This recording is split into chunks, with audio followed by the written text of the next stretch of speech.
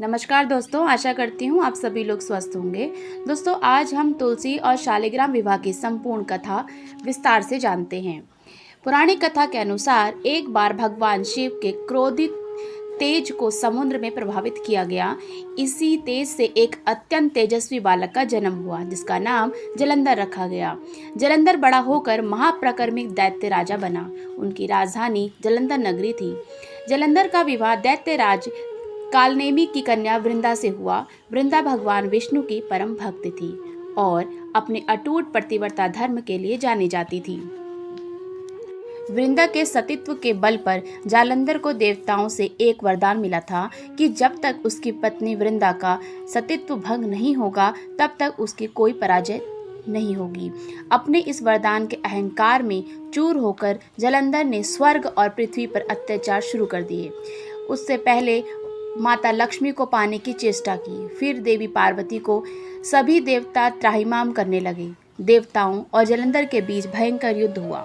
जालंधर अपनी पत्नी के धर्म बल के अजेय था। जब सभी देवता पराजित होने लगे तो वे सहायता के लिए भगवान विष्णु के पास पहुंचे और उन्होंने जालंधर के वध का उपाय करने की प्रार्थना की।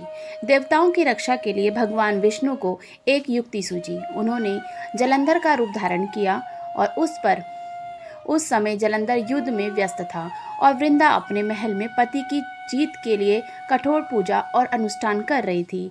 जालंधर का रूप धारण करके भगवान विष्णु ने वृंदा को स्पष्ट किया।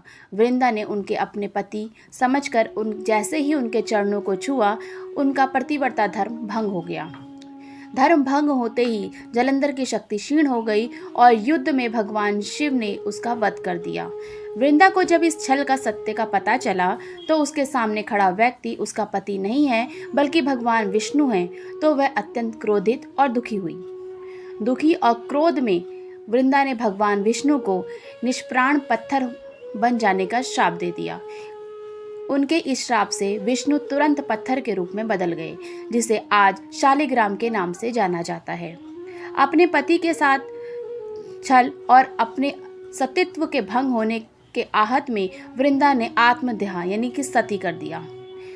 वृंदा की भक्ति और त्याग से प्रभावित होकर भगवान विष्णु ने उनकी राख से एक पवित्र पौधा उत्पन्न किया, उसे तुलसी का नाम दिया।